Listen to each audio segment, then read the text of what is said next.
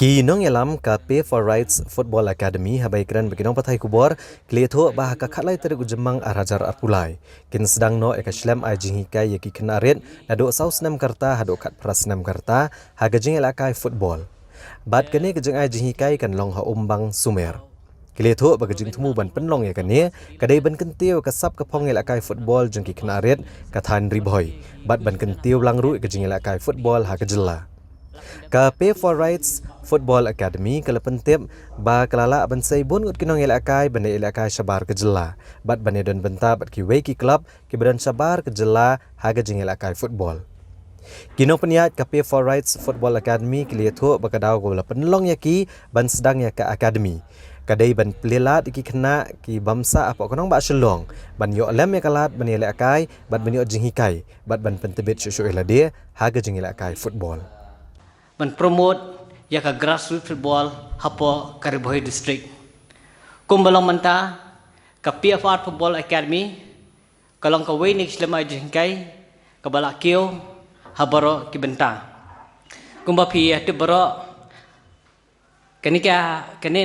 academy nilayo manpa players sa Barjong State last time kumang ilawan ni Shong press conference kidon ki club ISL keba napo Hyderabad kala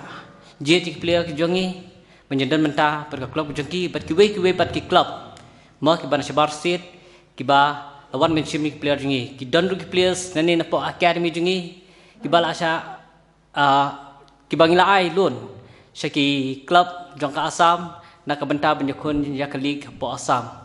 kini ke jingdan jonga ka Islam ajingkai ke jongi hang ni hapo Shillong kala ai jumunto sipon ji kena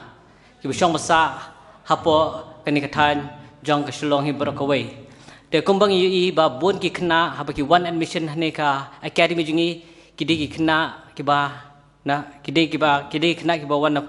ki ba na sijungai kum na sipa West Cass Hills kidan ki ba one po Jante Hills but kidan ki ba one po Riboy district di kini ki kena ki ba one admission hapo ka ni ka center jungi hapo Shillong kidi kena ki ba one puli atat sini te kai ka pelong pa jingi ben seng ya kanika slam ai jing kai hang te pori bhai kalong ban ailat lem ya ki weipat ki bamsa apo Shillong